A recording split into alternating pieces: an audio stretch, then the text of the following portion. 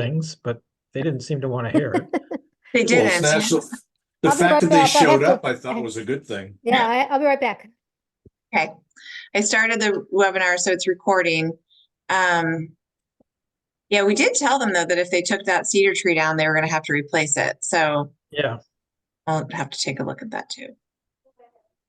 Julia, Yeah. Barb is on as an attendee. Oh, okay. Sorry. Oh, all right. I'm going to have Andy send her her own personal meeting link. Thank you. Yep. Barbara, I'm moving you over to be a panelist.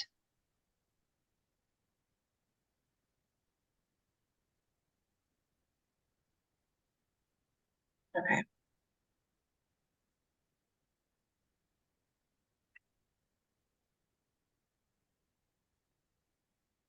Here. All right. Hi, Barbara. Well, you can hear us. Welcome, Bob. Oops, can you see me? Okay. Yes.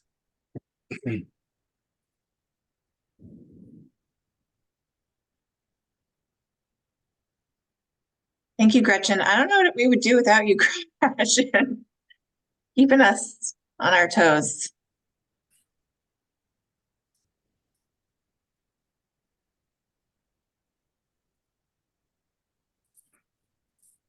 All right.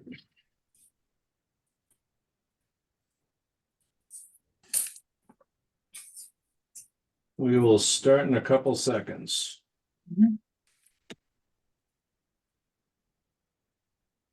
All right, let's bring this meeting to order. This is the May 21st, 2024 Newburyport Conservation Commission meeting taking place on the Zoom platform. This meeting's being recorded. The first item on the agenda are what day was that? May 7th? Yes. 2024 minutes. Do we have any changes, comments?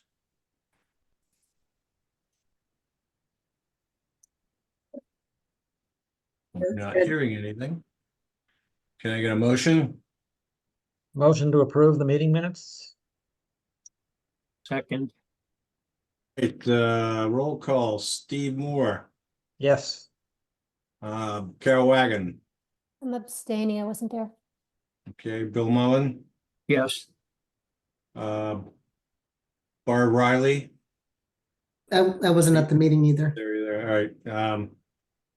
I will vote yes.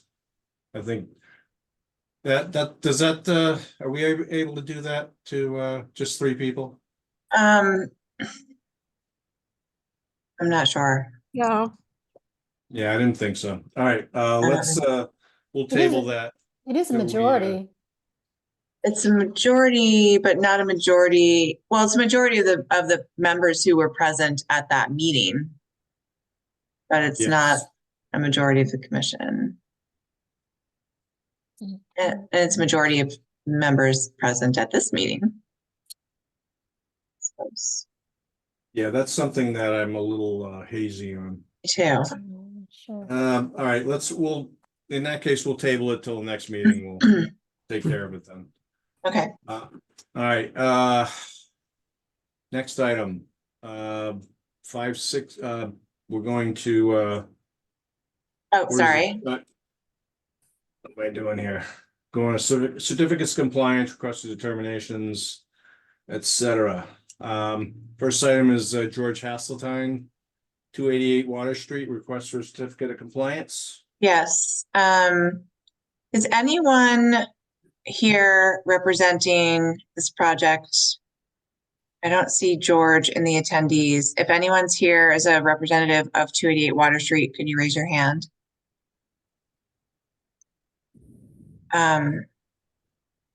They just recently submitted the COC request and I put it on tonight's agenda. It could be that they thought it was going on the June 4th agenda, even though it was in time for this one. So Why don't we, why don't we continue it just in case? I mean, I think it's a big enough project that they should have a representative here in case there are any questions, because there are some deviations from the approved plans. I don't think that the deviations are significant in terms of impacts to any resource areas or buffer zones. But that said, I wouldn't want you all to have questions about it and have them not be able to respond. All right, let's we'll table that one until Okay. the next meeting. On to Francis Kesloff, 6 I Street, request for certificate of compliance. Okay. Anybody here representing 6 I Street? Raise your hand in the attendees. Oh, we're just blowing through these. Breaking out here tonight. This is a relatively straightforward project from 2007, but again, I mean, I wasn't around in 2007 when it was permitted, so I don't Why feel. have they waited this long to get a certificate of compliance? Who knows? It's could just Probably be that they. trying to sell the house and they Yeah, discovered. they need probably, to- yeah. It's, Yeah, Yeah, I mean, it is a small project. It was I mean, I can go to it right here. I'll show you. It was this is 6 I Street request for certificate of compliance. It was submitted by Millennium.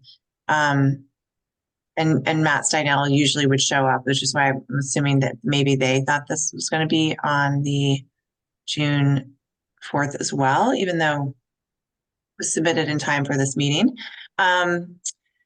It was a small addition and a deck structure, both relatively small.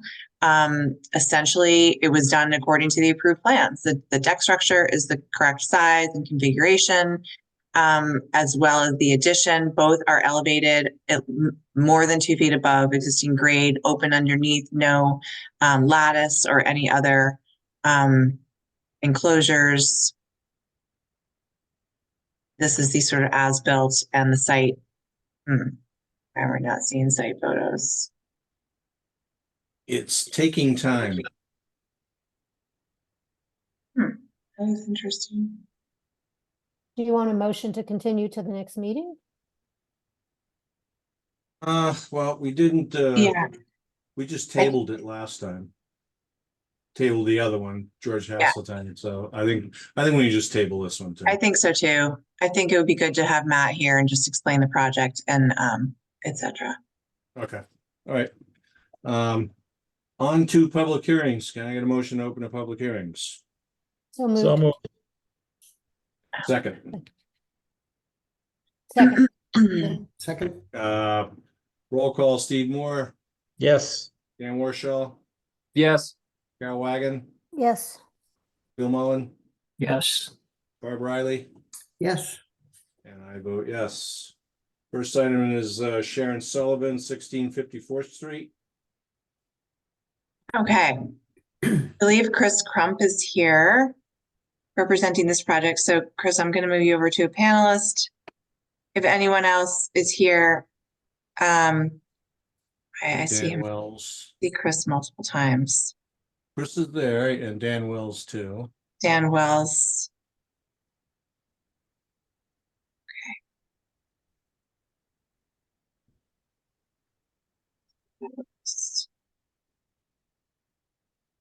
Want to try Dan Wells again? Yeah, I just did. Okay, so it looks like he got over. Okay, so it's like sort of slow right now. Okay, so if there's anyone else who needs to come over, let us know. But Chris and Dan, we've got the notice of intent application up here. We have your the revised, well, these are the plans, I guess. Correct. Architectural drawings. Yep. And then the most recent submitted letter regarding construction cost estimates. Yep. Right here. So you want to just give the commission a quick summary?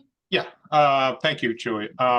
So basically, just to give you a refresh as to what we're doing on this project, we are, if we can scroll down. Yep. To the plans. All right. Or to where the plans Move are. my windows around here. Yep. or the site plan, either one. Yep. Okay. Site. These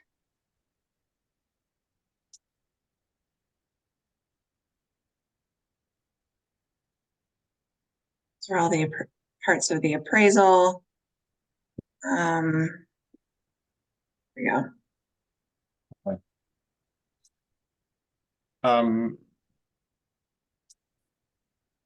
See if I can find the actual site plan here.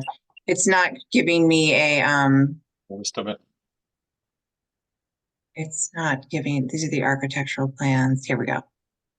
This is what we're looking for, correct? Yeah, that's the existing, I believe.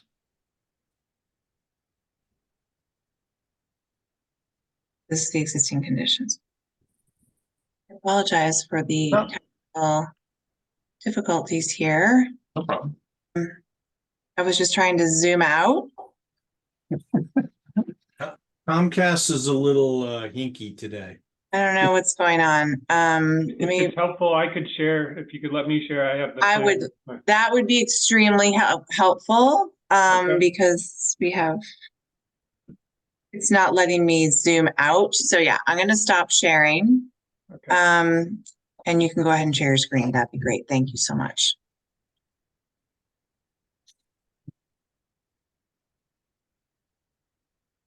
Okay, just to refresh everyone's memory, this is the location right on the edge. This is on the Plum Island, right on the southern edge of the town boundary with Newbury. And this is what an aerial view of the site. There's an addition proposed right in this area, right next to the existing dwelling. This is the site plan. Do you want me to take over, Dan, or are you good? Sure, yeah, go ahead, Chris. Okay, so basically we're putting a 5'2" addition, 1-story addition right here. The addition will be slightly higher than the existing floor that's there, so that it is completely above the floodplain.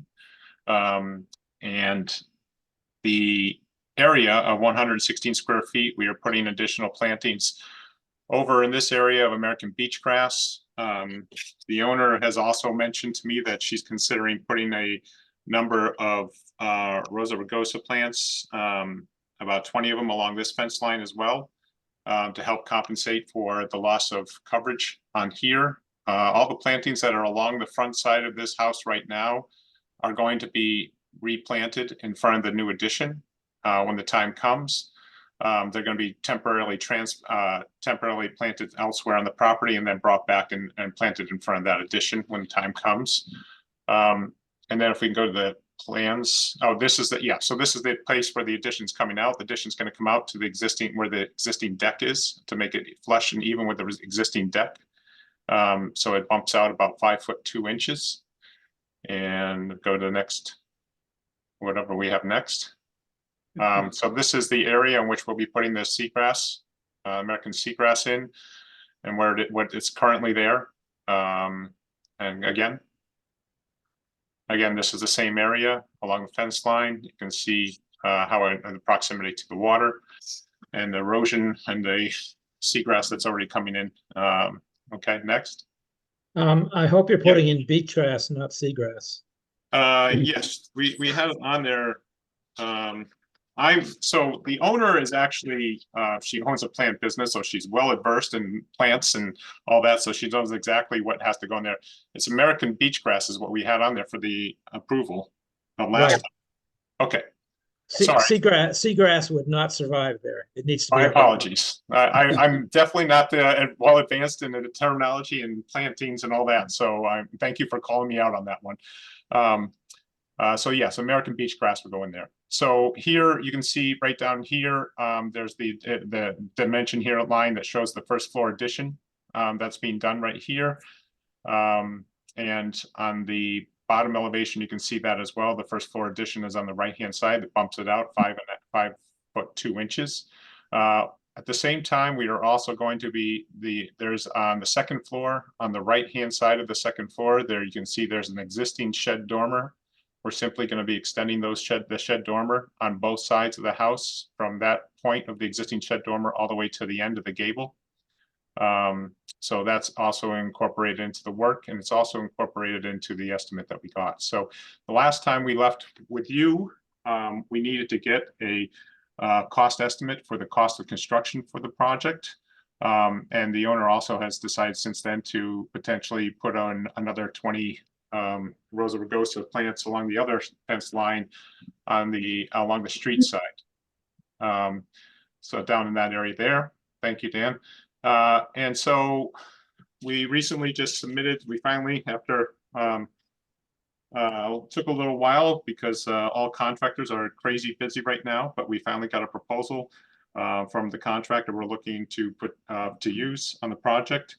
If you remember back, we have the appraisal that came into that we submitted. The appraisal came in that the structure alone on the property was appraised at $408,000, which if we were to go by the 50% rule gives us approximately $204,000. The cost estimate that we received is $187,900 to do the project. So, and that's where we are right now. And I'm happy to take and answer any questions you have. Chris, Yes.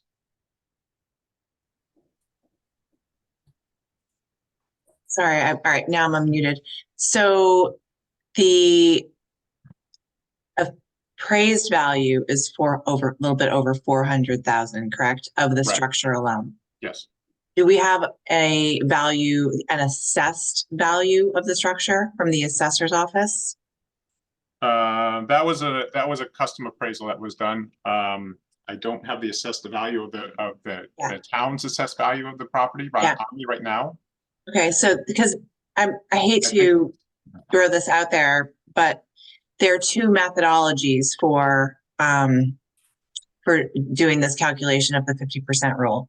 One is using the appraisal fair market value appraisals. You compare the appraisal of the existing condition, which you guys did that appraisal, to an appraisal of the proposed condition of the structure only. That's one method. The other method is to compare a construction cost estimate against the assessed value, not an appraised value, but the assessed value from the assessor's office. So that's the missing number with this to compare to the construction. Yeah, I apologize. That wasn't clarified. So yeah. Okay. So I thought that was the route that you were going to take on the sort of second try. It was it was quite an expense to get the appraisal, and then we have to get another. It would be doubled for another post appraisal. So we went and got an assessment of we got the appraisal or the cost implications from the contractor to show that we had 50% of the appraised value of the building. So it's written that it's just the way that this regulation is written is that there's two methodologies, and one is using two appraisals, and one is using a construction cost estimate versus the assessed value. The assessed value doesn't cost anything. You can get it from the assessor's office. We could look it up right now. But they are different. In other words, so to compare your construction cost estimate to an appraised value isn't allowed because the appraised value could be inflated. It could be higher than the assessed. It's just the way that I didn't write the regulations. This was done 20 some odd years ago. Yeah. I guess it's the commission's discretion if they want to accept the comparison of the construction cost estimate to the appraisal rather than an assessed value. I would just be careful about setting a precedent so that future applicants would want to be able to do the same thing. So that's something that. Well, if somebody can look up the assessed value right now, we could answer I'm the doing question. that right now. Well, at least the total valuation of 1654th Street is $1,073,500. So that's the That's- assessors, okay. That's So the we house just- in the land though, isn't it? Yep. That includes the land, Yeah. obviously. Is there a spot where there's just a On- building assessment? On the assessor's card, if you go to the vision appraisal database, Yep. on the city's website, then, the assessor's card should have more detail. And I Okay. believe they do give a value for the structure, or what they call. And improvements are 304,700. Land is 768,800. That's typical. The assessed value is usually less than an appraised value. So that's, I guess that's, So So- that's what it is. That's what it says right now. Okay, so we're gonna have to get an appraised value now, because a post-construction, because that's way below the cost Yeah. estimate that came in from the appraiser of the value of the house. Yeah. So we have to spend more money to get another appraisal on this. and because construction costs are high right now, and Yeah. so that's why the killing us. appraisal method's probably to more people's benefit than the construction cost estimate method. It's, yeah, I mean, it's frustrating. I understand it's the rules and regulations, but because the inflation of cost and construction makes it so difficult to be reasonable to the evaluation of the assessment of what's on the assessor's cards. But obviously 50% of that is 152. So is it more? I mean, I can let you know that, so if you read the regulations around this, when it talks about doing the construction cost estimate and what is considered, what should be considered in that, things like, I think we might have discussed this, things like fixtures, and finishings and that type of thing should not be included. So like countertops and whatnot, not included in that cost estimate, because someone might choose something really expensive versus someone might choose something that's not so expensive. So they don't include those features. Yeah. So you could check through your construction, Yeah. the Unfortunately, list. we're not doing any bathrooms or kitchens, so unfortunately, that's not going to help us. Anyway. Yeah. This is just literally the major- a dining room and a bedroom. That's Yeah. all it is. And so this is really killing us. So now what? We just have to continue again and get appraisal? We have to pay for another appraisal on top of this to try and get approval? Well, it's how the regs are written. We need it. Sorry about that. It's unbelievable. It's just way off. It's $100,000 difference between what the real appraisal of the building is and what the house is appraised at. This commission didn't write these regulations, so. I understand that. I'm not saying it's their Yeah. fault. I understand they're just going by the rules and regulations of what's in front of them, Yeah. but it should be serious consideration put into the cost of construction these days and how it implements and affects the cost of being able to do assessments and construction costs to be able to make it reasonable to build something. Yeah, well, that is why there's two options.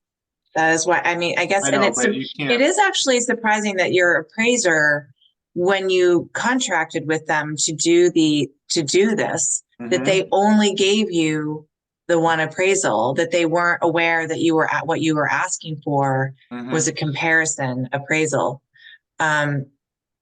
Perhaps they just didn't finish the job and you could go back to them and say, this is what you were supposed to do, rather than having to pay for it all over again. I'm not sure, but typically when we do get these, we get both. We get existing conditions and we get the proposed. Yep. Obviously, we don't have a choice. We have to do it, so we'll have to spend some more money. Okay. Where do we go from here? Do you want us to continue to the next meeting? I don't think we have a choice. Okay, Can we get it very clear what is what's proposed with regards to the lattice that is on the ground, under the deck, and I presume under the Well, we The know lattice addition. isn't allowed anymore, so obviously you won't be able to put any lattice down there. I Right? mean, yeah, so here's what I'm remembering what happened at our last commission meeting around this. Because of what you're saying, it's a small addition. You're not adding bathrooms, you're not adding kitchen and all that kind of thing. Yep. It's a relatively small addition to the house. Yep. And so I believe the commission said that let's take a look at what the construction costs look like. Mhm. And if it's close to, the value of the structure, then you're going to have to do the next appraisal. If it's not close, then does anyone else remember that way? I don't remember. Okay. don't either. From the appraisal that we got, it's significantly under, but I understand that it's not obviously close to what the assessor's number is. Would it be in the minutes from that meeting, Julia? Do you know when it was that we? Well, we have the minutes. I mean, we can take a look at the minutes right now, and see if we recorded that level of detail around this. A sec here. Just scroll through and see. Well, actually, I don't have the minutes of that particular meeting here because we had continued it from previously. Mhm. So I don't have those available right now.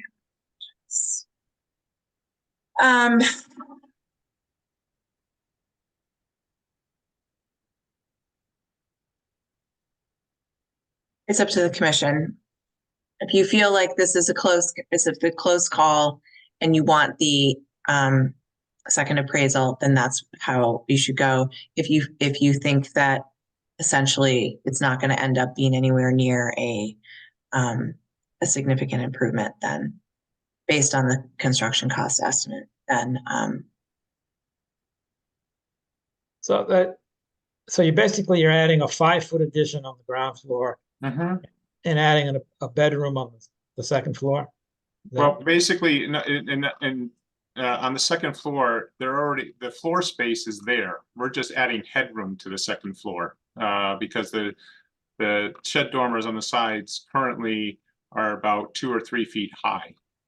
The walls on the sides of the gable are about 2 or 3 feet high. So we're just extending the eave line of the existing shed dormer down to the end of the gable, so that they can have more head height and furniture height to place on those walls. That's it. It's not increasing the living space, the living square footage. The only thing that's increasing in the living square footage is the first floor dining room. And that's only 5 feet by, I don't recall off the top of my head, I'm guessing about 19 feet.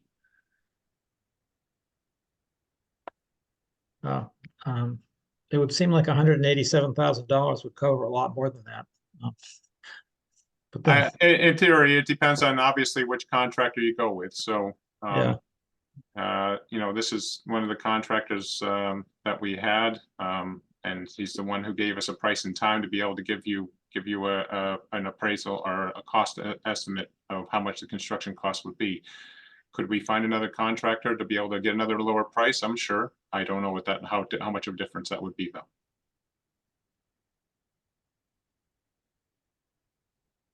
The contractor that I think what we have now is anywhere from medium to high and in usual estimating our construction costs. So yes, we can definitely get a number that's lower.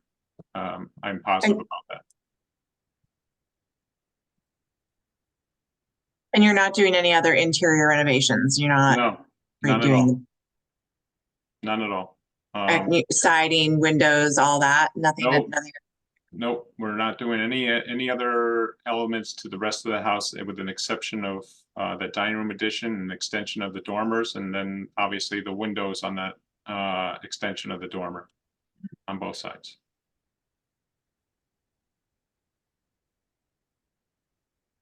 So if we were to approve this, will we get in trouble with DEP?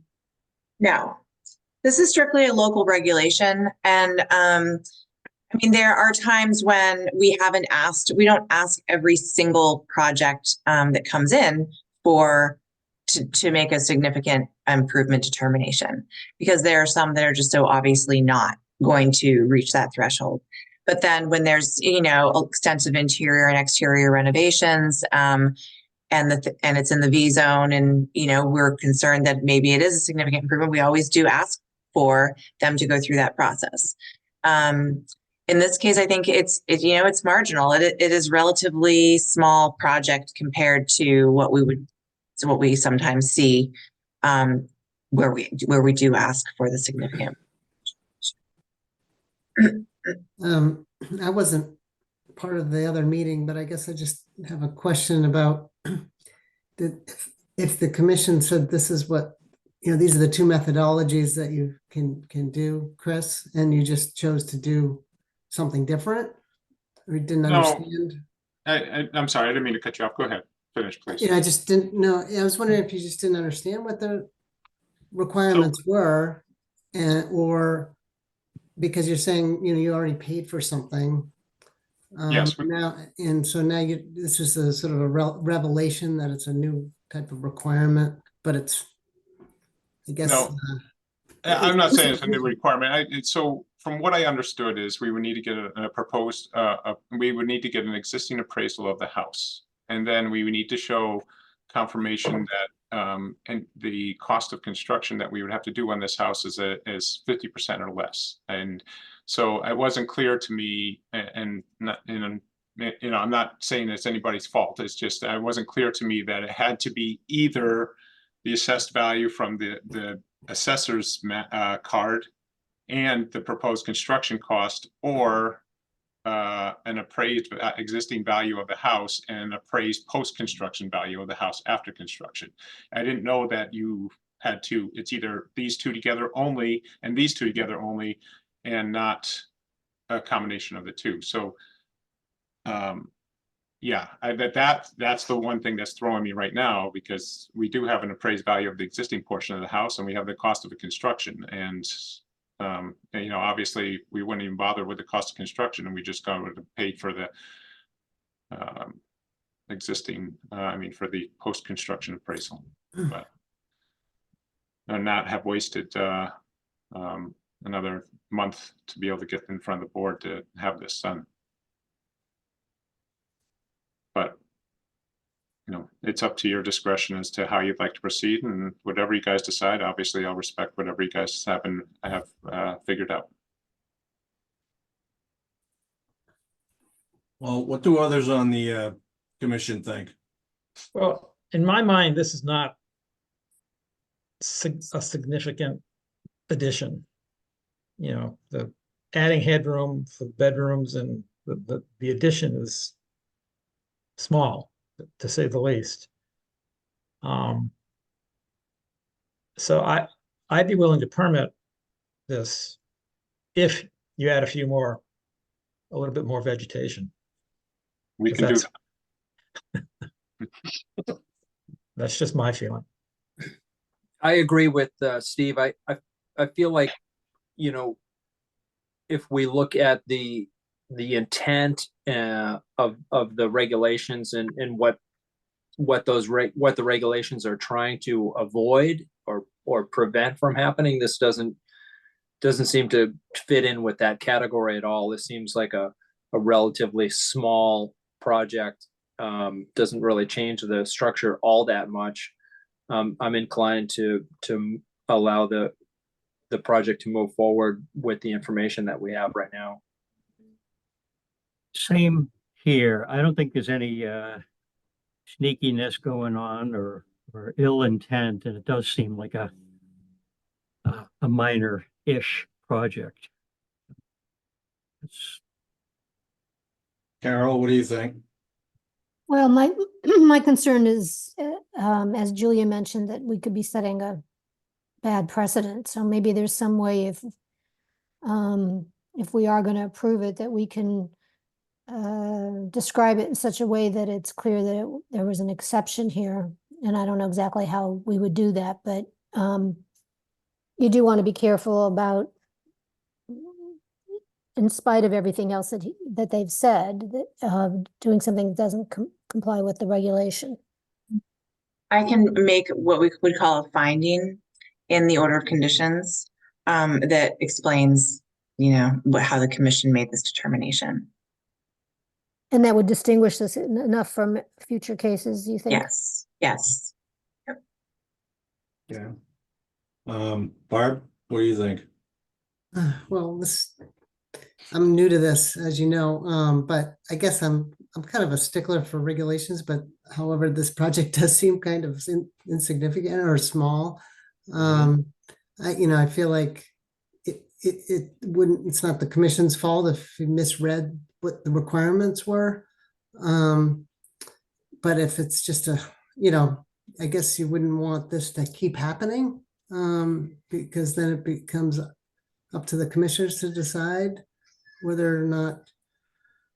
But I gotta be honest, I do think it is up to the commission to decide when you want an applicant to go through this process and when you don't. So it is within your discretion to ask for this or to let a project go without asking for it. Yeah, and I wasn't involved here when you decided to ask for it, I guess.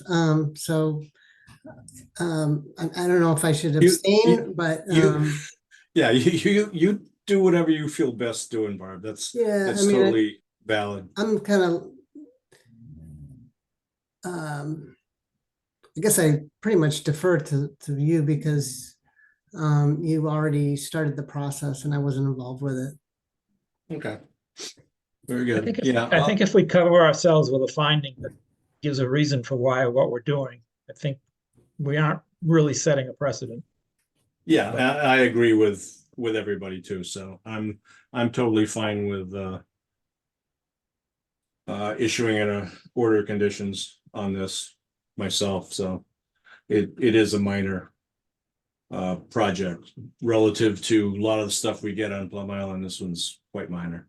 We could say something like the commission finds that the scope and scale of work associated with the proposed project does not, give rise to a concern about it being a significant improvement, and therefore allowed this particular applicant to submit partial, appraisal and construction cost estimates to satisfy the purposes. Space. Okay. Make it so. Along with some more vegetation. Yes. Along with some more vegetation. We can, I will be willing to add that we would be willing to add anywhere from 15 to 20 more Rosa rugosa plants on the street side fence line. Okay. If that works for you. Apropos of Bill's question, though, is there some question about what's happening along the foundation of the building? Because it wasn't clear from the illustration, if that's all solid or. No, it's all open underneath. We can't, there is no, I don't think I had, please tell me I didn't have lattice underneath there. No, I couldn't tell what it looks solid in the Okay, picture good. that we were looking at. So that's why I'd have to yell at some people in my office because they know I know better than to put lattice on underneath. Okay. So it would just be open.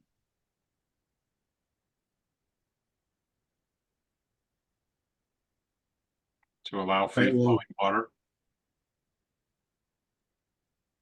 For the sand to move? Yes, correct. All right. Well, so do we have any more? It'd be the Harvey CD, Julie. Yeah. There it is. Yep. Do we have any other? So the thing, so what we're seeing along the property line, that's all open. So that's the Can't tell. existing. We didn't put much detail in the existing just because we typically don't, because we pay attention more to the proposed. If you can go down a little bit further, Julie, please. There we go. So right now, there is some lattice that was there previous to this construction, but the new addition on there will not have any lattice underneath. So it's going to be sitting on top of Piles of- Pilings, yes. The new addition will all be on top of pilings. And we can make a special condition that the pilings shall be left open around the proposed addition and any other deck structures associated with it.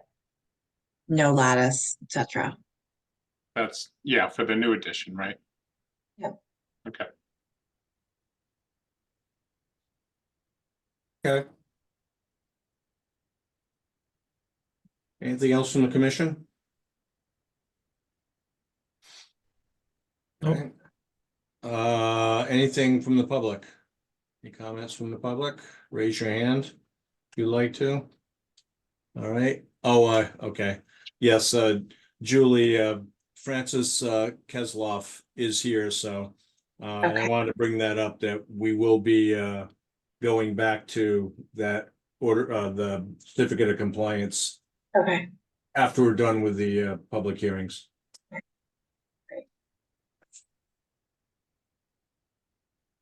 You want to take Francis Kesloff's question Sure. right now? We'll go, yeah. Okay, go ahead, Francis. Well, Hi, good evening. Can you hear me okay? Yeah. Yes. Okay, good. Yeah, we're here, we're sitting outside City Hall on our iPhone. We didn't realize this was a virtual meeting. We showed up at City Hall for the meeting. Oh, okay. All right, so if you guys want to hang around till your choice of hanging around tonight until we're done with the public hearings, or you can wait until the next meeting, that would be up to you. No, we'll hang around. Okay, very good. Then we'll get back to you in a little while. if you're on the Okay. steps of City Hall, I can hear thunder.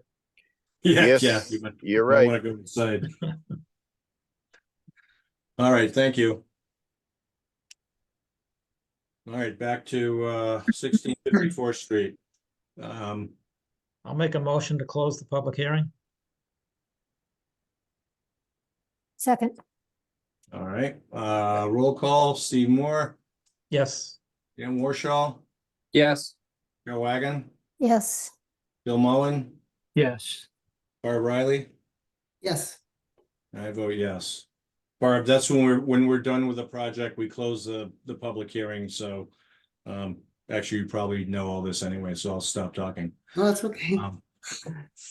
All righty, all right, thank you. We will be discussing the order conditions later on this evening. Thank you very much, everyone. I really appreciate your time. Thank you. Thanks. All right, next item is Adam True Homes and Design, 14 Dexter Lane, notice of intent. Do we, Joe, do we want to go back to 6 I Street since they're waiting and it will take Oh, a I long just- time to get through the.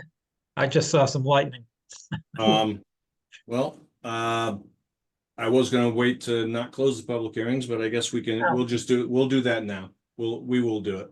I think it could just take a while if we have them wait through the other. Alrighty, so let's discuss I have to go close some windows. I'll be right back. okay. We'll move to Francis Kesloff, 6 I Street, request for certificate of compliance. Okay. So Francis Kesloff, I'm going to, well, you're He's already here with us. see, you're already here with us. So yeah, you can and I'm going to bring up your project application for the certificate of compliance, etc. And you can give the commission just a quick overview of your project. This is recorded order of conditions. Okay, can everybody see the letter from Millennium Engineering on their screen right now? Yes. Yep. Okay, excellent. Okay. So Mr. Kesloff, do you want to just give the commission, because this was from back in 2007, a quick overview of what the project involved and what the completed project looks like today? And you are muted also. So I'm going to ask to unmute. Okay, am I unmuted now? Yes. You're good. Yep. Okay. Okay, yeah, it was just a 72 square foot little bump out for a dining nook. And we had no idea until recently that the order of compliance had never been issued. The contractor sent us the paperwork and said, you're all set. And we had the building inspector. So we have to plead ignorance. We didn't know that this hadn't been closed out to the extent that it was supposed to be closed out. And Millennium Engineering came out, they did the measurements, and they've indicated that it was built according to the specifications as approved, and it's 3 feet above the ground. So, and that's pretty much it. Unless you have any other questions. All right. Does anybody have a question?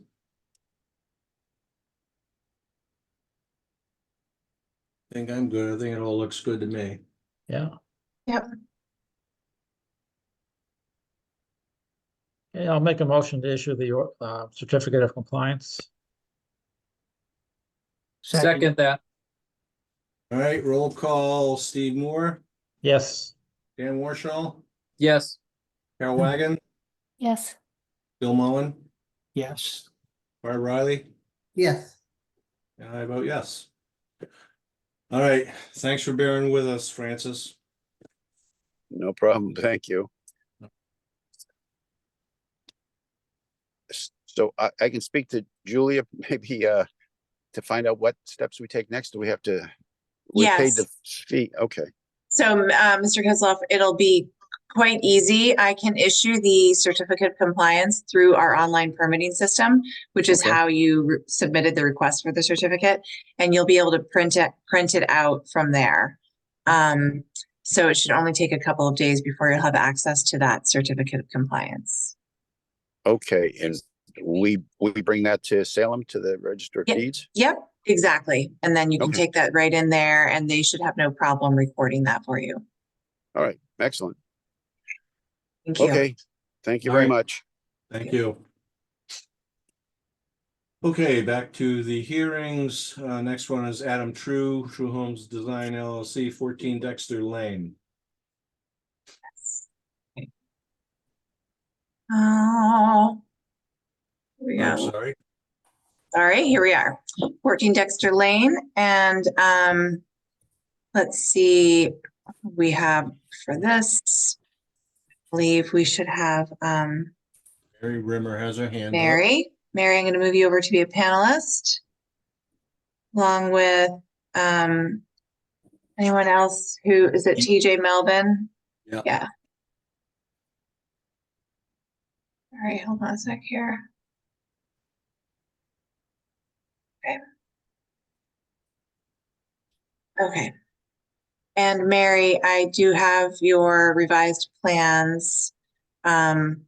Things haven't been going technically quite so well over here tonight for me on the Zoom platform. So if you want to share your screen, I'd be happy to have you do that. I can do that. And I think that TJ Melvin from Millennium should also be. I thought I did that. He is. He's up he here. here? He is. Okay, good. He's over. Okay. All right. And you may want to make him a panelist as well. We did have a site visit on this project last Tuesday, and there were some comments from that and from the public hearing earlier the week prior, and there have been, as a result of that, some plan changes, including minor relocation of the driveway where it enters through the stone wall, and the addition of some stormwater management along the southerly or downslope side of the driveway. So Millennium, do you want me, Millennium, TJ, do you want me to share the screen, or do you have that ready? I have it. I can pull it up. Okay.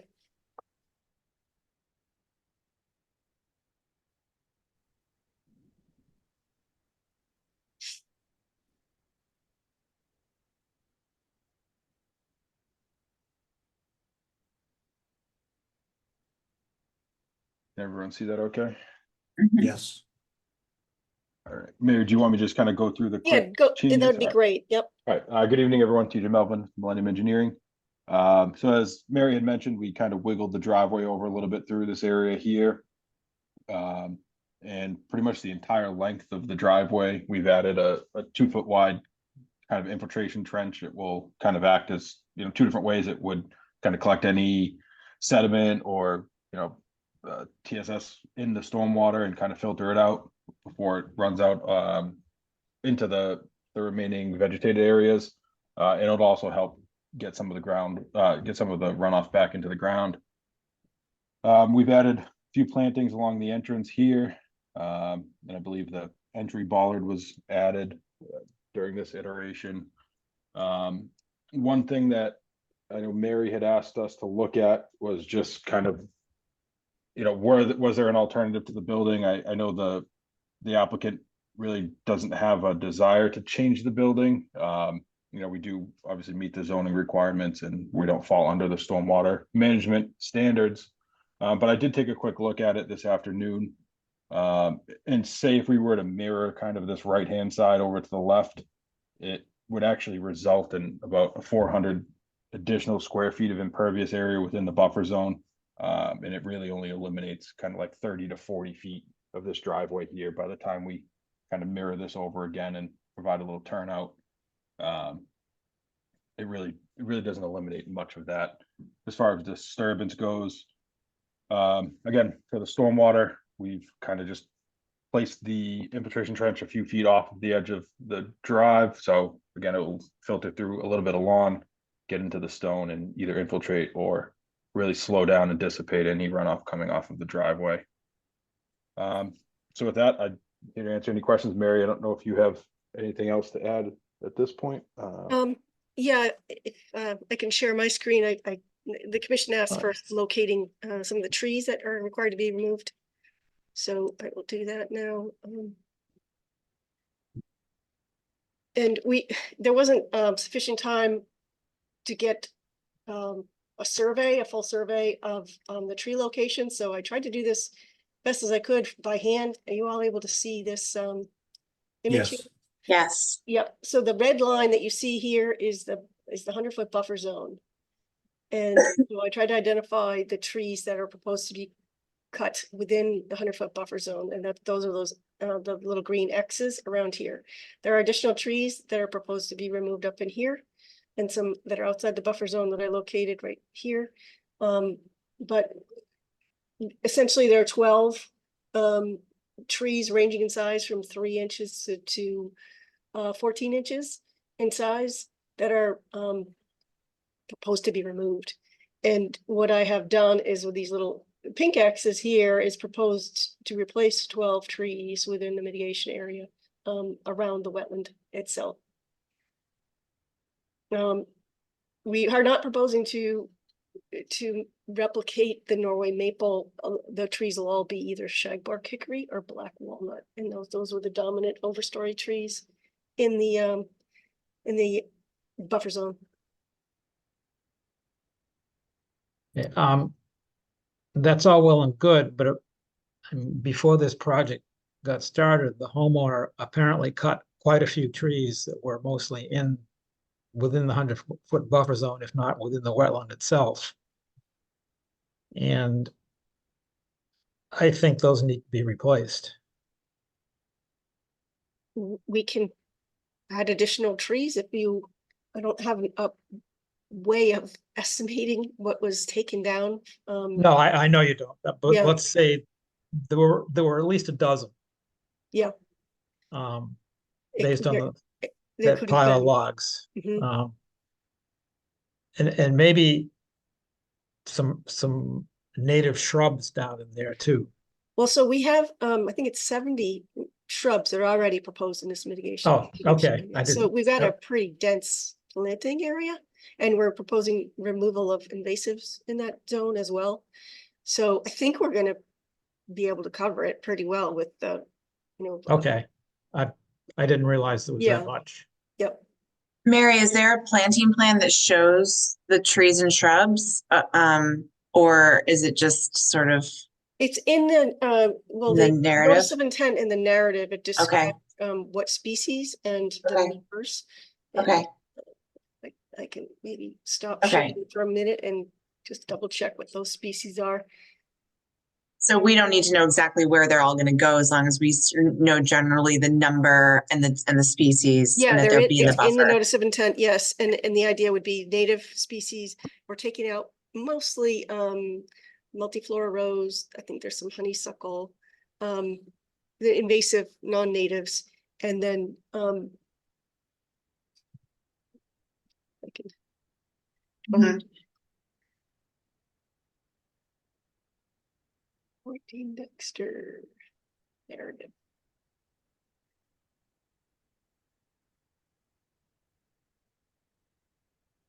Okay. Essentially, we're getting 12 trees and 70 shrubs to replace 12 trees lost and the non-native invasive shrubs that'll be Yeah, I'm adding 12 trees to the plant list, essentially, Right. including the black walnut and the shagbark hickory, and then there's 70 shrubs, a combination of silky dogwood, pussy willow, northern arrowwood, highbush blueberry, red chokeberry, black chokeberry, winterberry, sheep laurel, common spice bush, and American cranberry bush. So a selection of those depending on nursery availability. So in the additional 12 trees, could we throw in a couple of oaks, red oak and white oak? Absolutely. Okay, Yep, mix in those as well. Okay. okay. So I have another question regarding the, I don't know what to call it, the swale going along the driveway. Mhm. Is that sloping towards Dexter Street? That one's The for you, question is, TJ. is there going to be water flowing down on the Dexter Street because of, or Dexter Lane? Because of that? Most of the driveway will kind of be shedding from like the proposed house side towards the wetland. The stretch that comes through the existing Dexter Lane lot. We do have it kind of super elevated, kind of directing it off the side, but yeah, that front portion of the existing lot on Dexter will ultimately go to Dexter Lane. Okay, and flow down towards the end onto the playing fields? So it should ultimately make it into Dexter Lane itself. But again, a lot of that will be caught by that trench and slow down. And, most of the frequent rainstorms, kind of like the, half-inch rainstorms, most of that water will end up in that trench and getting back into the ground. But yeah, that front portion on the existing Dexter Lane lot does flow towards Dexter Lane. And keep in mind, we're removing the house and the driveway as well. So Right. there's a significant amount of impervious reduction there. And that's gonna be a stone-filled swale. Yeah, I was kind of envisioning like a 2x2 infiltration trench, kind of like a stone diaphragm combo. So just, the 2 feet deep into the ground, 2 feet wide, the runoff's all directed to it. It will kind of come over a little filter strip of grass, which will really help get any of the sediment out before it gets to the stone and then ultimately into the stone. On heavier events, again, the stone will just act as more of a dissipation thing and some water will get in the ground, but it will really slow the water coming off that driveway.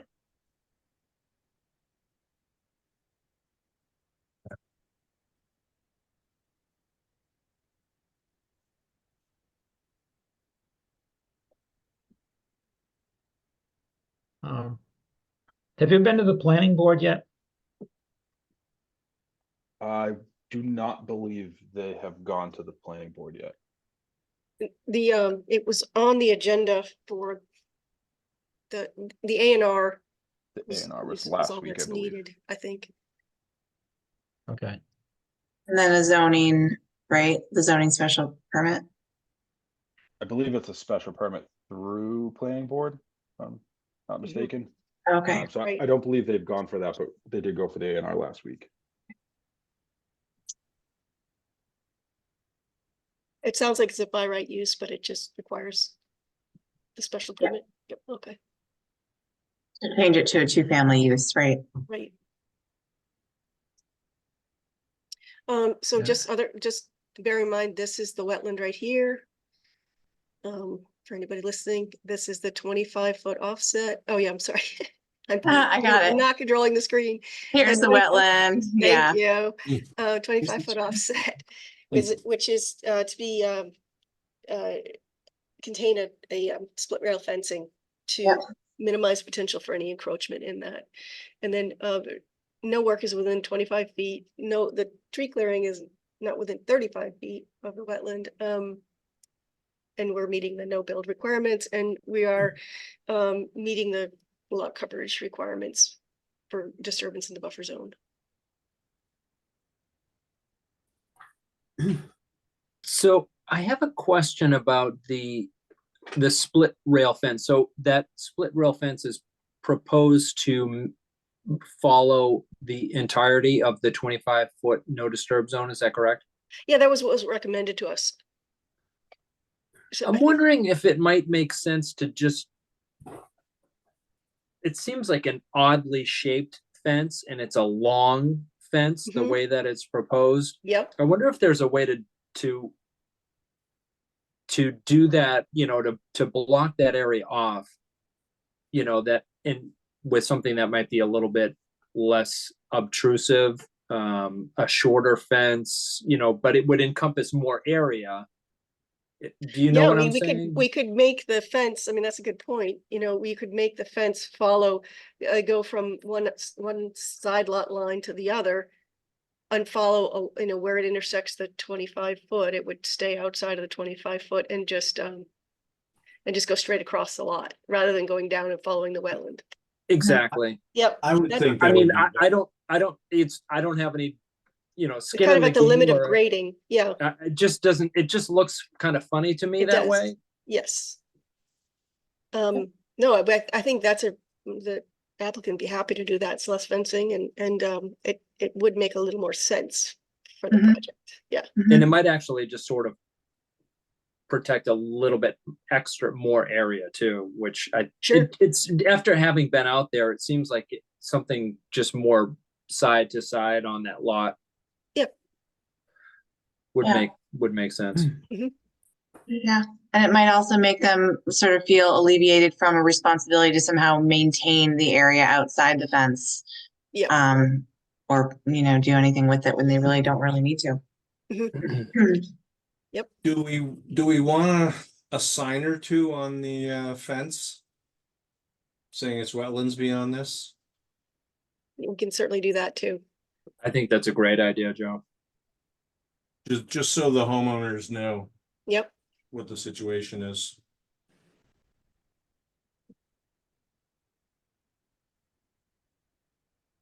Here comes the rain. I have a question about the erosion control measures. I guess it's a little hard for me to see. Does that come all the way down to all along the driveway, or where does it end?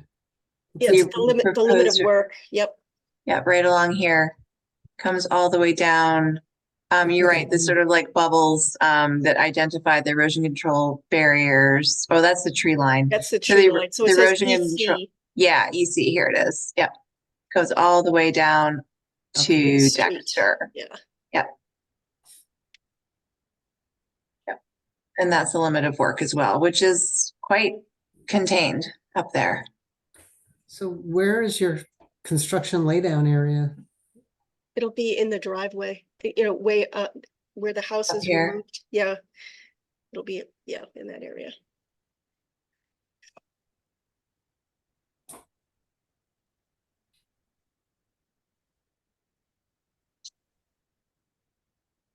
Okay.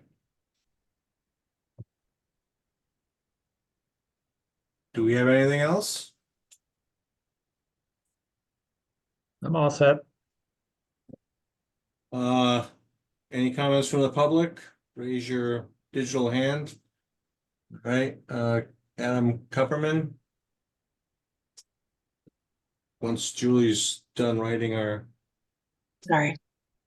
It's okay.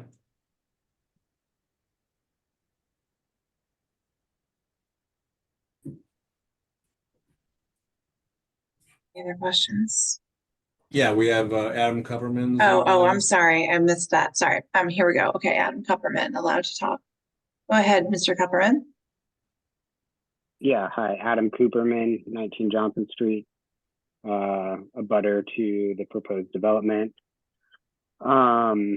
A couple of additional concerns that were relayed in our last meeting and some new ones to share as well. The driveway and the path of travel of the driveway leading into the homes will create a significant light pollution on existing neighbors on Johnson Street. I feel like there should be a recommendation to add additional planting in the pathway of the driveway to help deflect light pollution and headlights going into neighboring homes. I think with the discussion about adding plantings and vegetation, that having some directed along that pathway would be, very respectful to the neighbors that are there. I also had sent over a couple of notes on the site plan that I felt like were important. One was to identify the existing split rail fence on the perimeter of the property as a defined element that is not to be disturbed during construction. There's been some discussion about the driveway, and while there's some wetlands, there's some mitigation that's been updated on the driveway. I also think the potential use of a more permeable material would be beneficial than creating an asphalt driveway. So I think that there could be a recommendation to enhance the driveway with some permeable material.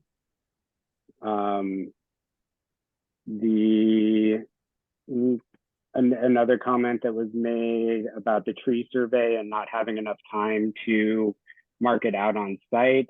While I understand that, I do feel like it would also be beneficial to make that a condition of approval to mark out the trees that are to be cut down, both in the buffer zone and beyond the buffer zone.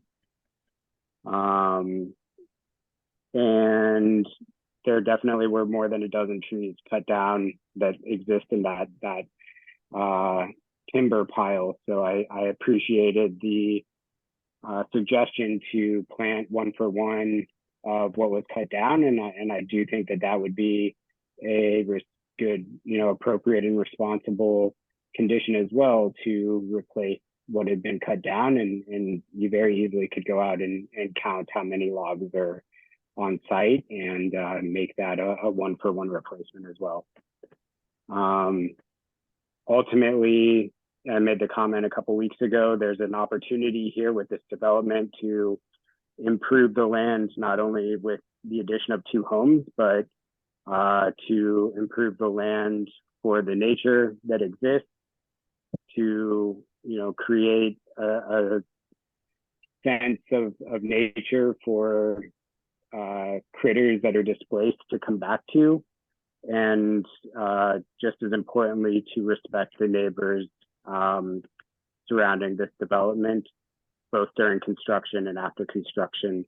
And enhanced planting will go a long way to accomplish all of those objectives. Thank you. All right, thank you. All right, Soren Richardson.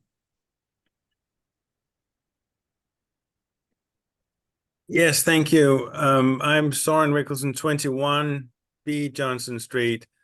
I'm a neighbor of Adams in the same development, just south on the southern side. And I just wanted to second and thank you, Adam, for pointing out the lack of privacy planting at the end of the straight part of the driveway. My unit is directly facing the, as I said, the straight part of the driveway leading up to the right turn, the right arching curb there. And yes, exactly where the cursor is right there. We will have a direct uninterrupted view on no privacy without additional tight planting to block a visual barrier between our unit and that part of the driveway before it turns right. And so I would request that there is exactly right there, yes, that there is additional planting, maybe the arborvitae, some sort of an evergreen type privacy barrier be planted there. That would be certainly is my primary concern. And one more thing, what was that? Yeah, that's it for now. I would request that. Okay, thank you. Yeah, and those, Mary, those plants right next to where he's talking, those are arborvitae, right? I believe they're arborvitae, and I know Adam had, the builder had worked with some of the neighbors on privacy screens, because there's additional plantings that are proposed off-site to the right there as well. So I'm sure, I know that, privacy and lighting on private properties is not part of the commission's jurisdiction, but Adam, I'm sure will be happy to work with you to, to mitigate those concerns and extend, if necessary, the arborvitae hedge down further.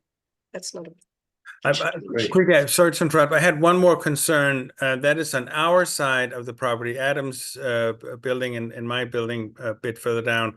On our side of the property, there's a long line of primarily shagbark hickory trees that we're concerned that may get caught up in the confusion of cutting down trees, that we somehow would like to have a very strong management system in place that those trees do not by mistake get cut down. Could they be marked? Could they some sort of they've all been marked.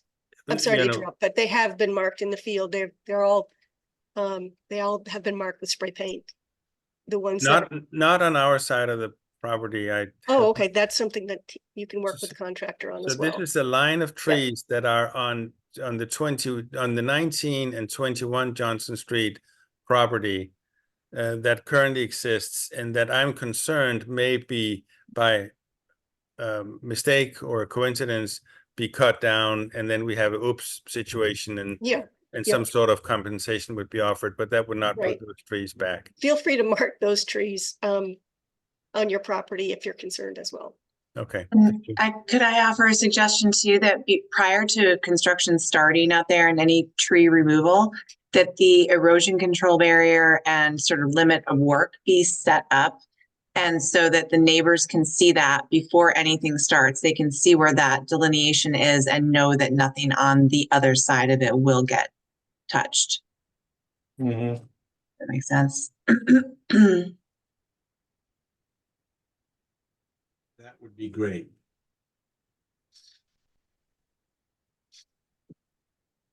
Okay. Do we have anything else? Commission?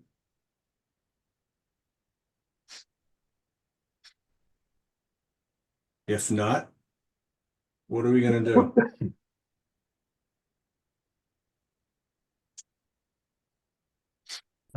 I'll make a motion to close the public hearing. I'll second. Okay, roll call. Just before we do that, if you don't mind, Sure. this has not been to planning yet. Is that correct? It's been to planning for the A&R. I don't think it's been to planning yet for the special permit. The A&R is to combine the two lots. To combine the two lots, yes. Oh, okay. I'm just wondering if it is prudent to close this prior to your hearings before planning, just anticipating potential changes to the project as a result of those hearings. I don't, it's up to you. I'm just wondering if we'd prefer to be able to go to planning with a decision by the Conservation Commission. Okay.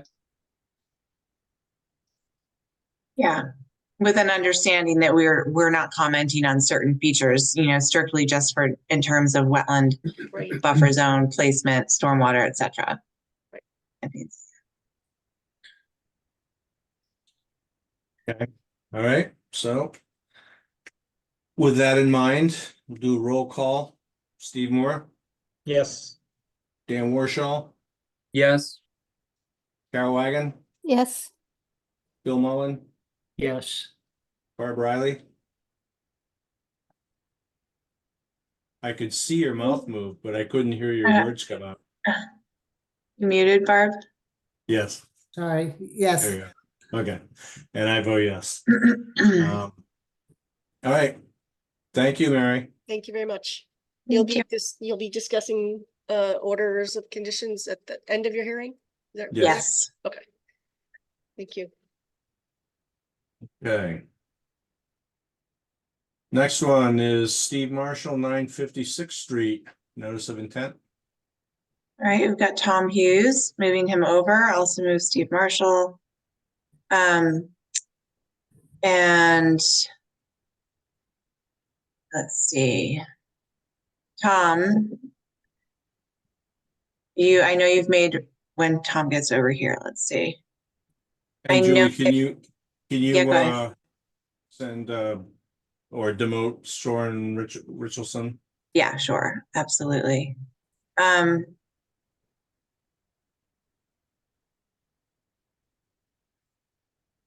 think that's already happened. So Tom,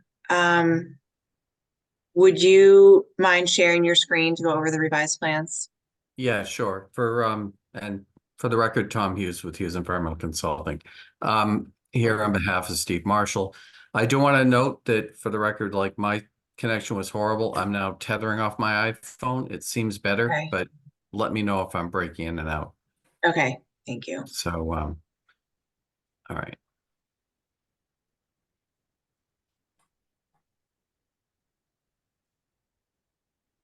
Okay. Can you guys see the screen okay?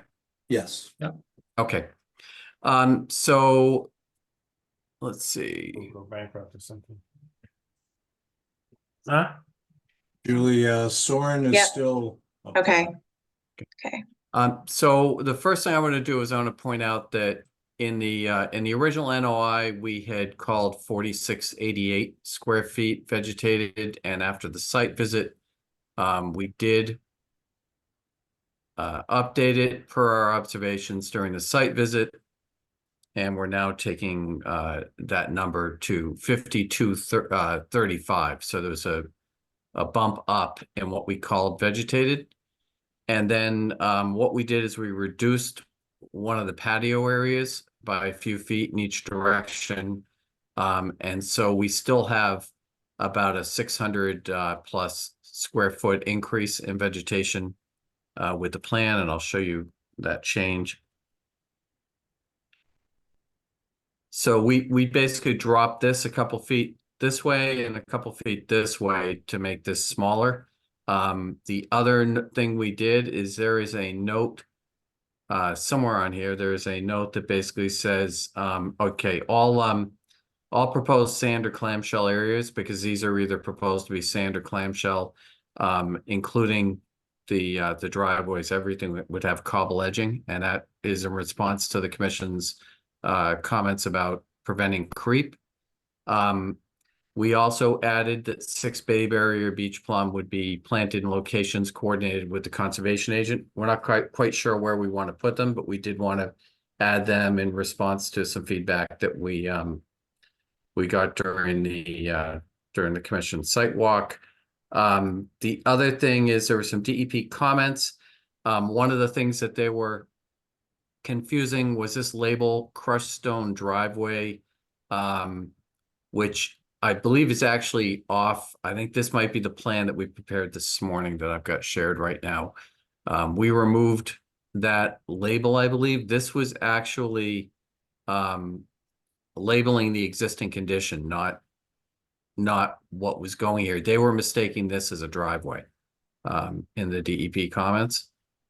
Although So they did indicate that what they were talking about was just overall reducing the amount of driveway space. And I think they meant, the 3. Well, they said the driveway that leads to the patios. So they were interpreting this as a driveway back to here. Okay, I thought that they meant the front driveway and the right-hand side driveway and the left-hand side driveway, which have connections to the patios. Do you think they meant the No, pathways? so we removed, we had a leader, we had a label here that said proposed clamshell driveway, and it was right here, and it had a leader arrow into this driveway. Like, Okay. let me go back to that.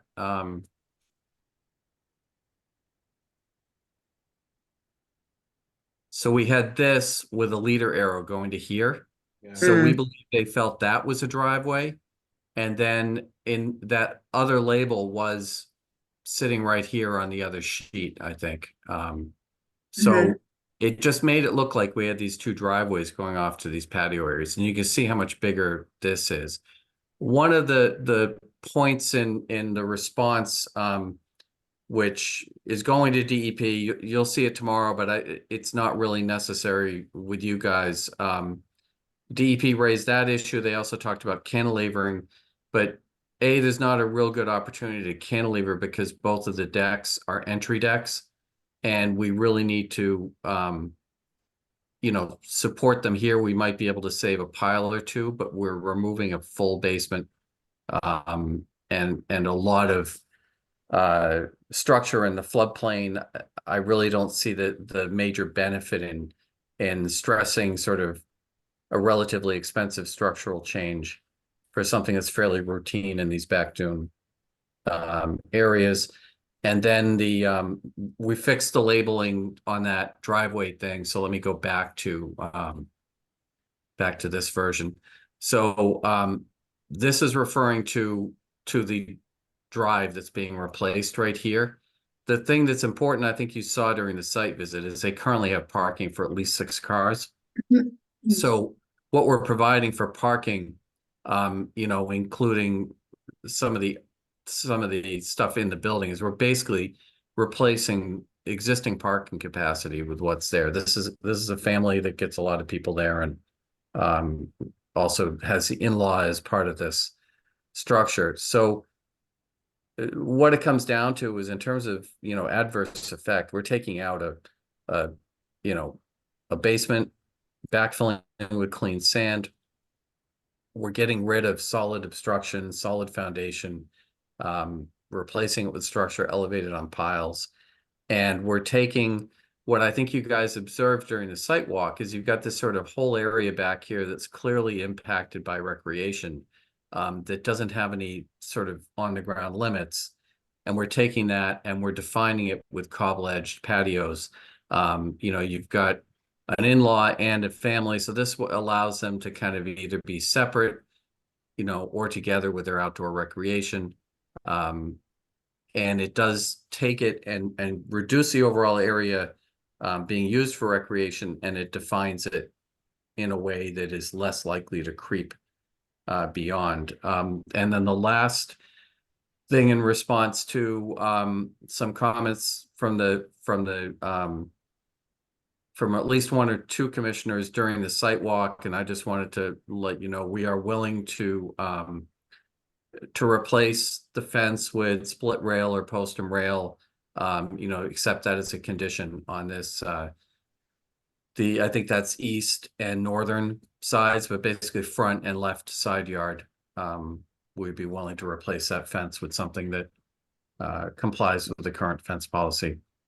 As the commission may recall, it is sort of 50% open, but it doesn't have that 80% at the bottom open, which was what I think at least one member commented on during the site walk. So we're willing to do that. We've just asked that be a condition.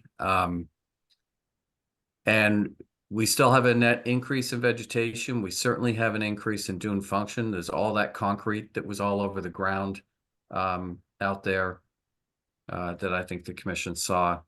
And we have, reduced how much area we're calling not vegetated. I think it's a conservative number at this point. And then there's enough sort of wiggle room in our increase in vegetation that, if we have a bare spot here or there in the COC process, it'll be pretty obvious whether or not we've gained vegetation for closeout. But the intent is to try to vegetate everything that is not otherwise shown on this site plan. and to define those areas with cobble edging. So with that, I'd be happy to answer any questions and address any thoughts or concerns the commission may have. So Tom, just, in the back of the house where you've reduced the size of that patio to contain the recreation. But if you got kids out there kicking a soccer ball around, they're not going to be confined to that patio. They're still going to be out there in the sand. And Well, but it's, but there's no real sign that that's, and I don't think that's the sort of type of family use. I think what you saw when you're out there is they've got, a picnic table. They have kind of like a concrete sort of patio area, slash, deck that's out there. It's just kind of a hodgepodge of more passive recreation. And what we're trying to do is get that into an area. I mean, does it mean they can't walk around their property? No, but I think it's very easy for you guys to look, and this should be a vegetated site with cobble edging at the limits of these patio areas. So you should very easily be able to tell whether or not the dune's been impacted, as opposed to it being an undefined area. Okay. We'll see in 2 years. I think Steve makes a good point, Tom, in terms of looks nice, but practically speaking, where are people going to actually walk? And you can see, like right now, the area immediately around the house is the bare area. And in this, you showing vegetation and counting vegetation right up to the very edge of the house on all sides. And just realistically, I'm not really sure how that works. Like, are people going to walk, or when they want to get out to this back patio, are they really going to walk out the front driveway and go all the way around this pathway to get to this back patio? Or are they going to come down the elevator and walk straight across? So maybe make another pathway. I'm just trying to, I don't want to have to worry about this later. Yeah, we could certainly put a path here. I think what we were looking at is this: we have our means of egress that are stair-based that are here. You're right. There's likely, a little deer trail forms right here if we don't define something. And I think that's easily taken care of, and we would still have a significant net gain in edge if we had something here. There's access to the propane tank too that's sitting right there in the middle of the vegetation. So, that's going to need a concrete pad. That's going to need some sort of elevated structure, which isn't shown. And then also access to this other patio. I'm just curious as to people really aren't going to walk out on the driveway there where there's 2 cars parked to get on the pathway to get to the patio. This is not proposed. This is an existing condition. This is what the existing propane tank is. Okay. So really what we did, and we actually added, just before filing, we actually added these walks here because we didn't have them. Stairs were coming down, and then, people were going to land in the grass. So we did change that. We tried to think about the actual routes people would walk. So, if everybody's over here, people park, they either walk along, these pathways, or they may walk, if they park here, this is all parked up, they might walk out, but there's enough room that they can kind of walk on the gravel surfaces to get there. I'm just thinking about the fact that the elevator comes down. The elevator is really going to be, people are coming in and out through the underneath of the building, right? Or am I wrong? I don't, let me look, I don't know the answer. Let me look at Eileen's. We do have Eileen's elevation views. Let's just take a look at the back of the building. So she's got that all open. Yeah, it looks like it's all open. There would be nothing that would really stop somebody from doing that. So I guess what I would suggest is we could easily draw like a 3-foot wide path going from the elevator back to that area. Yeah, I would just do it to both patios. I mean, unless you think people are going to walk back out onto the driveway to go over to the patio, which just doesn't seem like. Well, it seems more likely that somebody would use this to go to the patio, but to your point, I mean, we certainly could put something from here and something from here to go out there, and so that's. To be honest, I'm just trying to sort of save us like a headache when it comes to a certificate of compliance when we find that these areas aren't vegetated and they were supposed to be. And Right. I'd rather just say it now that certain areas we're going to count out, rather than sort of fight about it later. You know what I mean? Yeah, so that that's about 10 feet from the house to the patio on the left, and we're at 6 feet in the back. So that would be 16 times 3, 48 feet. We still would increase veg by 600 square feet. So that's an easy plan change that we can look And you at. could I mean, there shift is. it, you could shift it around in the field once the place is built and like really decide where you want that to go, if at all. But I'd rather see it shown, something like that shown on the plan and accounted for now. You know what I mean? Right, Yeah, right. I would be So- more concerned with the upper, with that right there, a pathway there. Cause Yeah. the other one, people are gonna probably use the clamshell parts anyways, but that one's just a tough one to get to, and people are gonna take the Right. shortcut. I would agree with you unless there's no car parked here. I think if a car is parked here, they're going out here every time, right? But if there's no car, if I just ran up to get a cold 6-pack of beer and I'm running out to join everybody, I might be tempted to run over that way. So I think Well, okay. but the point is, not that these guys are going to have me over for beer, but I'm just saying.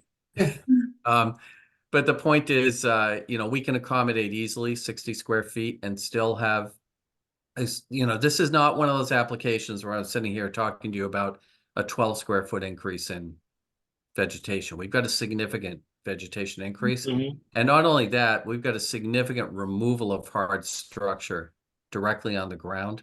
So, and that's kind of my point with this is, the Wetland Protection Act regs are all about no adverse effect, and everything is really more of a positive effect on the site, from removal of the solid foundation, removal of the concrete, increasing vegetative cover, and at least making a serious effort to try to confine from parking creep and recreation.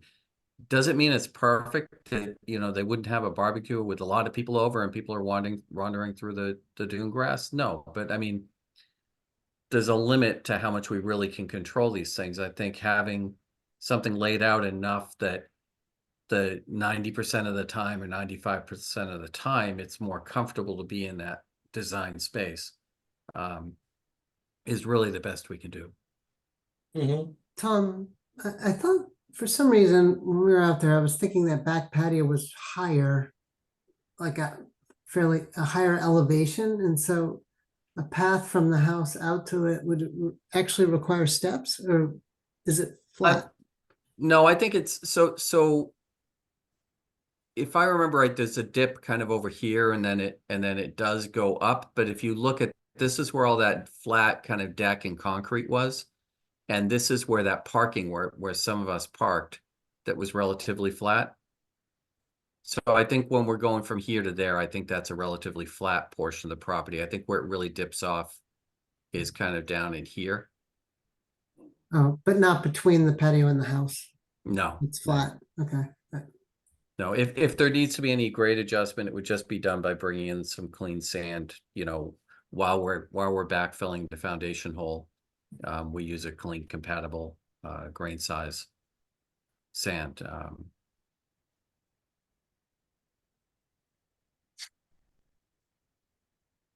On the area between the two, or the driveways, that's labeled as grass, is that beach grass? or American grass? beach grass, right? The narrative is very clear. It's American beach grass, 1 foot on center, that is going in those areas, and it is not intended to be lawn.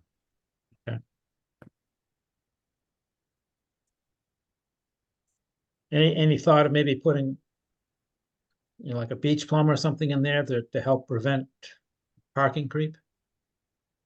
Yeah, I mean, we can. We've got, we will have cobbles Yeah. edging that. My only fear would be a little bit of line of sight, you know, if you're backing out, these roads Yeah. are so narrow. I would, if we were planting in there, it'd be more something like a Virginia rose, Okay, you know. something that's obvious, but not blocking. Yeah, I still would do the American beach grass, you know, and let the two things compete. Okay, But I would need to double check with the client, although they are on, so we could, you know, they could chime in just to be sure, but I think as long as it wasn't anything that is really gonna block folks' view as they're pulling in or backing out, you know, we can make that switch. okay.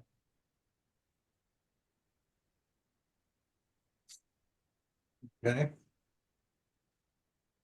And Steve, I don't know, Steve, the client, you know, you're on, how do you feel about some rose or something, some kind of smaller shrub in that, those front smaller areas? You move him over, Julie? I'm allowing him to talk. He didn't want to be moved over. You can unmute if he wants to. No, I'll check. and Hey, see if I Tom, get a am I on? text. Yep. Yeah, Yep. yeah, that's fine. A rose in the front is fine. Okay, Okay. so, why don't I just say that you guys could condition that we'll plant at least 12 Virginia rose or similar native species.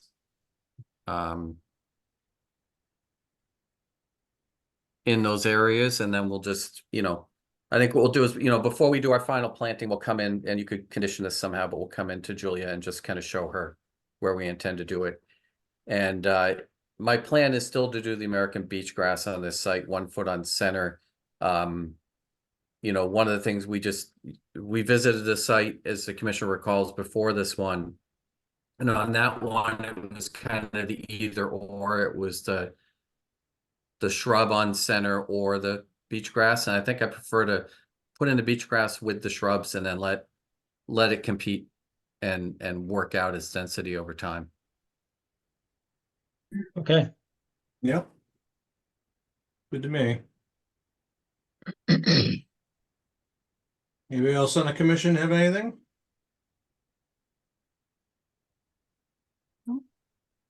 Okay. Anybody from the public want to speak? Raise your hand. I do not see anybody. Okay, so what is the commission's pleasure? Motion to close the public hearing. Second, All right, roll call. Steve Moore, yes. Dan Warshall, Yes. Carol Wagon, Yes. Bill Mullen, Yes. Barb Riley, Yes. and I vote yes. Thank All you. right, thank you. Can I get a motion to close the public hearings? So moved. Second, All right, roll call. Steve Moore, yes. Dan Warshall, Yes. Carol Wagon, Yes. Bill Mullen, Yes. Barb Riley, Yes. and I vote yes. All right, on to orders of conditions. Our first one. 1650. Yep, 1654 Street, Sharon Sullivan. On that one, commission wanted to create a finding for the order of conditions that would state that the scale and scope of the project did not require the completion of the 50% rule significant improvement determination, essentially. I can word it better than that. And then special conditions included that there should be no lattice or other enclosures around the addition or decks below these. The area below these structures must be left completely open into perpetuity. And also, prior to construction, the applicant shall submit a revised plan showing expanded area for native plantings including American beach grass. That's all I have for special conditions for that one. Julia, does it make sense to reference at all the numbers that he did bring to the table, even though they're not the right ones? I can do that. Yeah, I can reference the fact that he showed that the appraised, or that the construction cost estimate for the project was significantly lower than the appraised, than 50% of the appraised value of the structure. And that was, that gave the commission, you know, a level of comfort that this did not indeed represent a significant improvement. Yeah, I think it would be better to have as much information included there as you can. I mean, you don't want to go crazy, but just to make it clear we had enough facts to reach that conclusion. Okay, absolutely.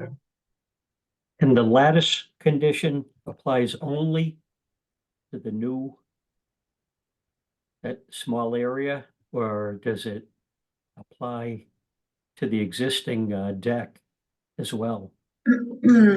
I think in the discussion, it was just for the proposed addition and new structures. Okay. It wasn't, I didn't note that anybody clearly asked or agreed that it would be removed elsewhere on the existing structure. And survival over 2 growing seasons is part of our standard conditions, right? Yes, absolutely. Okay. I'm sure it's included, but yes, that is there. And all the others as well. Okay. Anything else with this? Shall we issue? I'll make a motion to issue the order of conditions. Second. Roll call, Steve Moore, Yes. Dan Warshaw, Yes. Carol Wagon, Yes. Bill Mullen, Yes. Barb Riley. Is that a thumbs up, Barb? No, I wasn't Or really thumbs up? part of this one because I wasn't part Okay, of you're the gonna, original all decision. right. And I vote yes. All right.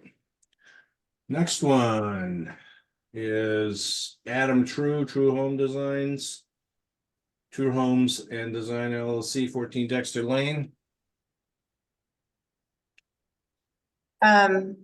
Okay, so for this one, there were several special conditions that we discussed. The first, I know it showed on the plan, but I thought we would just make it clear within the order of conditions that there shall be a 2-foot wide infiltration trench constructed along the edge, the wetland, or the downslope edge of the proposed driveway.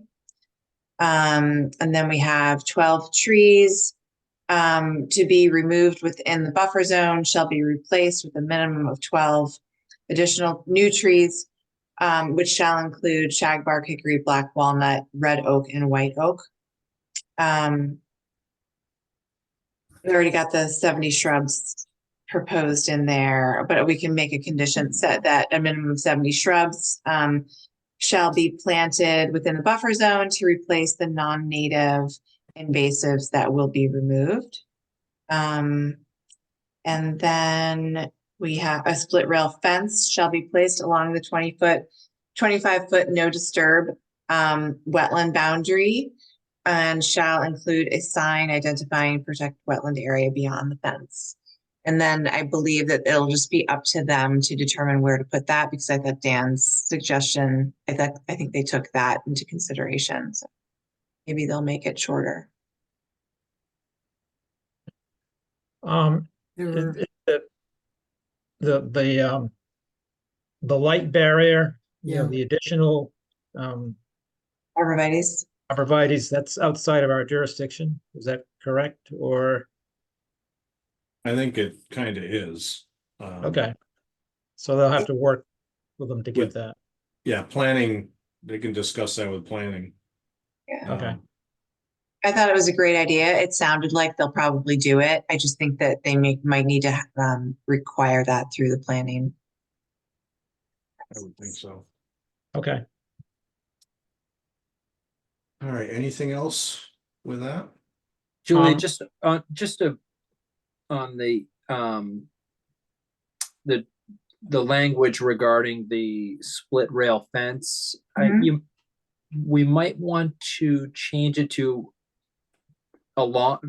from along the 25-foot to something else that sort of says the split rail fence will, cover the entirety of that area, so that they, unless we want to wait for approval for a new plan, which I don't think we do, just tweak that language a little bit, maybe. I think I get what you're saying. So you're saying, like, instead of saying placed along the 25-foot no disturb zone boundary, because that implies that we want them to place it along the whole boundary, say something like, shall be placed, a split rail fence shall be constructed to Prevent incursions into the 25. prevent incursion. Yeah, maybe. Prevent incursion into the 25-foot no disturb zone. Or I could say, prior to start of construction, the applicant shall present or shall submit a plan identifying the location of the split rail fence that is intended to protect the 25-foot no disturb zone, something like that. Yeah, either one sounds great. Either way, I think is fine. Okay. We can't really guarantee that it's not going to prevent people from going over, so it's probably more appropriate to use language like protect or deter or something like that. Okay. Plant some poison ivy along it. That'll keep them up. There you go. Bring in some extra ticks. Oh gosh. So Julia, do we have a 2 growing seasons on this one, or is that only on Plum Island? No, absolutely on this one for sure. Okay. Yep.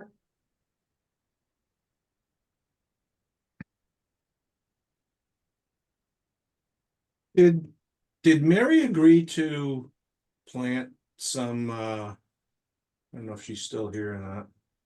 She is. When we were discussing the pile of logs there to replace those two. Yes, she agreed to replace 12. In addition to the 12 that they were going to cut, she agreed to plant 12 more. So do you want me to say 24 instead of 12? Yes. Yeah. Okay, so 12 trees in the buffer zone. I'll say the trees that were previously removed and will be removed as part of the project within the buffer zone shall be replaced with a minimum of 24 new trees to include shagbark, hickory, black walnut, red and white oak. Is that better? Okay. Yep.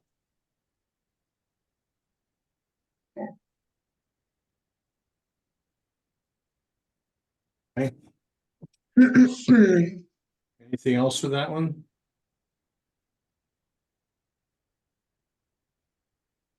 I think we covered most things. That's it. Can I get a motion? Motion. Issue order of conditions as written. Second. All right, roll call. Steve Moore, Yes. Dan Warshaw, Yes. Carol Wagon, Yes. Bill Mullen, Yes. Barb Riley, Yes. and I vote yes. All right. Thank you, Mary. Last but not least, Stephen Marshall, 956th Street. Okay, this one we just did. I have 2 special conditions. The first is that the existing picket fence along 56th Street on the west side of the property shall be replaced with a new post and rail or other fence compliant with Newburyport Wetland regulations. And the second special condition, this is all in addition to our typical standard Plum Island ones, at least 12 Virginia rose or similar native species shall be included in final planting plan. I don't know if you wanted to specify where you wanted those. Well, they were gonna go in that grassy area, in front, between the parking spaces, just to prevent some creep. Okay, I don't know if all 12 are gonna go there, but, yep. Yeah, I think that's great. All right, I can reference that in between the parking and in between the driveway areas off of 56th Street. yes.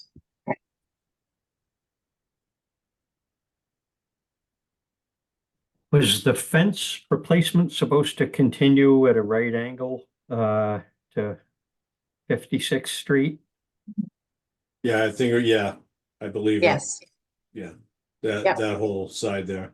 the west. I thought it was the Two west sides. side. Maybe I'm wrong. Is it whichever side of, I'll reference the proper side of the property boundary, whichever it's west or. Okay, because you said Go ahead. along 56th Street. so- It's north and Oh. east, Okay, north and east. So right?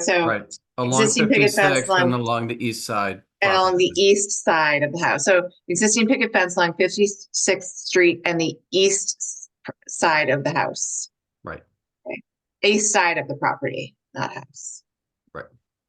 Okay. With a new post rail or other fence compliant with the report. And the 12 Virginia roses? Yep. And at least 12 Virginia rose or similar native species shall be included in the final planting plan in the location between driveway areas along 56th Street.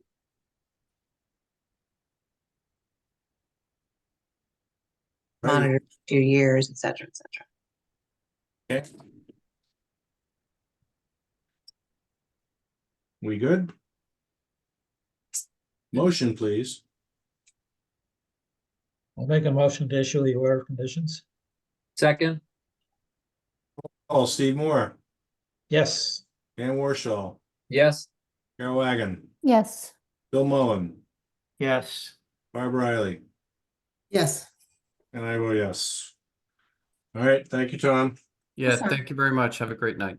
Thank You you. too.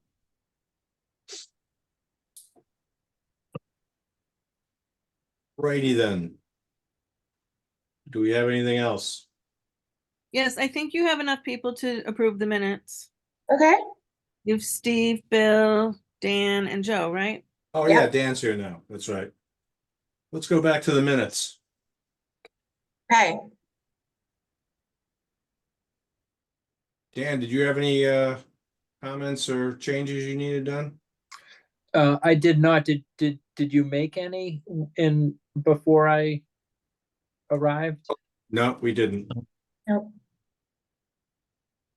All right. You want to re-motion approving them? Steve? Sure. Motion to approve the meeting minutes.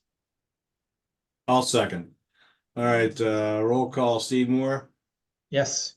Dan Warshaw, Yes. Bill Mullen, Yes. and I vote yes. Carol, you did abstain, right? I did. Okay. Thank you for remembering. All righty then. Now, do we have anything else? Not presently. Okay. I make a motion to adjourn. Second.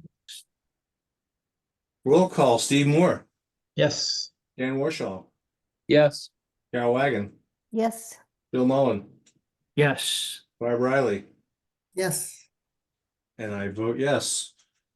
Barb, that was your first meeting. Yeah. Your Oh, first wow. real meeting. Now you I only like have to the stay picture on of- for. I like the picture of the dog behind you, Barb. Cute. Oh.